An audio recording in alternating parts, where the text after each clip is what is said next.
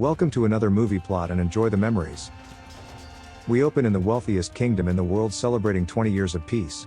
King Richard has defended this castle 4 times against the armies of a rival lord, so now the cheater turns to the dark arts. Titus Cromwell travels to the generic name Tomb Island intending to resurrect a long-dead sorcerer from a disappointed-looking sarcophagus. His necromancer begins doing her thing and doesn't just bring back the dead but every inanimate face in the whole cave. Red mood lighting illuminates the scene for Xusia to rise out of his mud bath and the witch to begin eating the chocolate off his fingers. If the look of this guy alone isn't enough, Xusia also demonstrates his ability to kill a loyal follower for no reason. With his willingness to help, Cromwell uses the sorcerer's dark magic to lay waste to his enemies until he's all worn out from a hard day's work.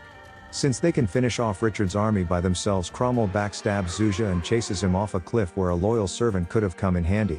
Instead, the sorcerer recovers his strength while plotting his revenge and finds a new worshipper, but she's easily pushed aside by any old monk.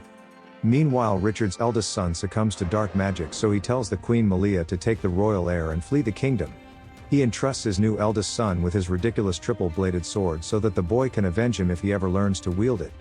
Talon's told to catch up with his mother while Dad makes his final stand, but somehow the army's slaughtered while Talon hasn't even left the battlefield.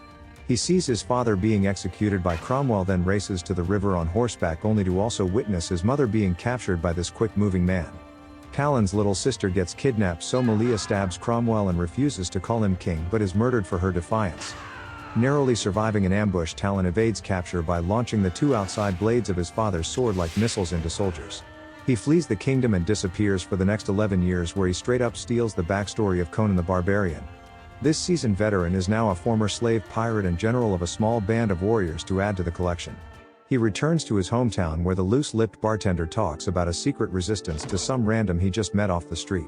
There's some political maneuvering going on where the king's chancellor Machelli is trying to install Prince Mikah on the throne. He's the son of Richard's advisor, who the resistance believe is the rightful heir since they think Talon is dead. After meeting with his sister Alana to discuss overthrowing the king, Cromwell suddenly bursts into their hideout, having been triple-crossed by Machelli. Mikah is captured without any effort while Alana shanks some man, then flees through the city but is eventually cornered. Everyone in this movie is obsessed with getting with this girl, so she obliges them until bringing a knee up into their giblets. That doesn't prevent the creep from whipping it out, so Talon interrupts the soldier before he pokes an eye out with that thing. He easily dispatches the assailants with a succulent-looking goat leg, except for one guy who just kisses a wall unconscious. Alana's rescuer, however, isn't a knight in shining armor but a merc in a fur frock who expects to get laid for his efforts. His sword is poised enough to lift this whole damn table, but Alana says that Talon must first rescue her brother, then she'll throw it at him. It must be pretty damn good because Mikah is being held inside Cromwell's dungeons, yet Talon still accepts the mission. He takes what we'll call a down payment before departing to doubt from this old man that he'll even survive the night. Don't know how he gets off talking like that when moments later he's stabbed to death when Cromwell's men capture Alana. Meanwhile, Talon's rescuing rebels trapped inside a cave by Cromwell's Red Dragon archers, whose captain has a spiffy diamond chest piece. They prepare to burn Mikah's men alive when our hero simply pours a flammable liquid at their feet and sets it ablaze. This kills all 50 soldiers standing on a beach right beside the ocean, while more importantly bringing our hero 50% closer to getting laid. It's so important that Cromwell is even forcing the leader of the resistance to marry him despite her just being the daughter of the former king's advisor. Alana gets a bit friendly with her deception this time, but the king gets a flying knee to the knob just like every other man around this girl. In pursuit of his own Muay Thai lesson, Talon and the rebels break into Cromwell's castle through the sewers. A few of the party get straight up mauled to death by a swarm of rats, but that can't be normal, so we'll call them killer guard rodents. Talon steals a disguise from one of the guards and they free everyone inside the dungeon, but there's no sign of Mikah. This old architect really should have been executed after designing the castle instead of being put here, because he reveals the way to the king's hidden torture chamber.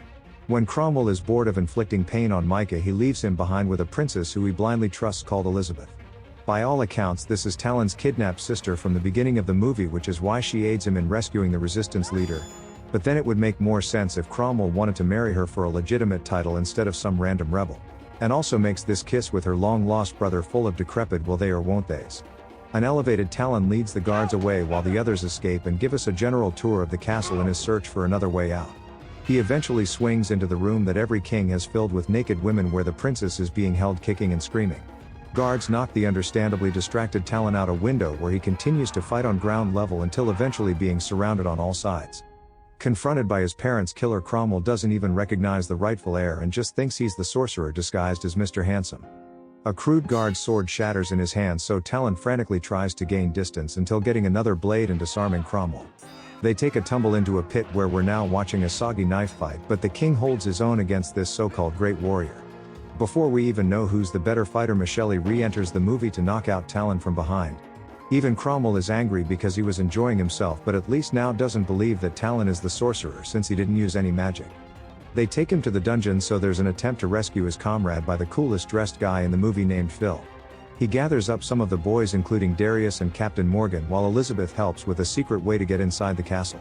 She says this, but then we cut to them all in the dungeon and the little sister having her tongue cut out for refusing to say who sent them. Since nobody actually sent them, there's nothing to answer, and Liz gets stabbed to death in one hell of a throwaway character. Meanwhile, the brother is crucified in the dining hall, while all of the foreign kings have been invited around for a royal wedding. A lot of these people are loyal friends of Talon who don't want to see him die at the hands of someone wearing that helmet. But Cromwell plans to have them all assassinated anyway, just moments before Alana's forced to say I do. Somehow even the harem of women have been plotting to save Talon and release all of the male prisoners in a very risky play, ladies. Fortunately, they all just focus on revenge and raid the armory to steal a bunch of weapons, because where the hell is a guard? Seconds before the king's assassins slaughter his rivals, the rebels attack and even Mikah's gang sneak inside as security has just given up. Talon does most of the work to rip himself off the crucifix while the most violent food fight rages on across the dining hall. Cromwell flees the castle with Alana instead of just ditching the liability, since Talon will stop at nothing to sleep with this girl. The rebels brought along his triple-bladed projectile sword, which Talon uses to defeat all of Cromwell's cronies, ruining dinner. He then interrupts the king's escape by shattering his vanguard swords with a single swing, but it's no match for a basic rugby tackle. His rebel friends help save him while Machelli takes Alana and ushers her away from the conflict and into the castle's catacombs. It's here where he reveals his true identity as a man with no balls when Alana does her nutcracker routine. The sorcerer Xusia has been assisting Cromwell this entire time and tears his way out of the Machelli suit in a rather cool-looking effect. Once again, everyone wants this girl, even this undead sorcerer with no genitals, but the king arrives to finish off what he started. He's quickly overpowered, but instead of just letting Xusia finish him off and then stabbing the sorcerer, Talon arrives to steal the kill. Able to resist his initial magic attack, Talon strikes Xusia down with a projectile blade, and that was the whole fight. That was also the whole reason for the tripod missile sword, because he ditches the second blade for a fair fight with Cromwell. They make such a big deal out of his father's fancy pants tri-sword just for it to get shattered in half like any old piece of junk. Fortunately, there's a dagger hidden in the hilt, so I guess it's a quadrupod, while Cromwell also uses his own doohickeys throughout the fight. Talon gets disarmed again and defends himself with a rock that probably weighs less than the sword that he's been wielding. During Cromwell's swings, he deploys a spring-loaded blade from his gauntlet, which would have come in handy earlier, to stick the king in the heart. He lets it be known that he's King Richard's son before Cromwell finally croaks it, then must save Alana from getting constricted by this random snake, as even the damn wildlife wants this woman. Suddenly Xusia rises again for the final scare, but Talon puts him down with a single stab, as that was one weak as hell sorcerer. Having no desire to rule the kingdom, especially with the state that it's in, Talon yields the crown to Mikah and never reveals his true identity. The princess honors her commitment to spread her legs for the hero, while I'm sure feeling really comfortable after all that reptilian foreplay. Receiving his payment in full from Alana. The next morning, Talon blows town with his crew, as it apparently wasn't a large enough booty to keep the pirate around. And the movie ends.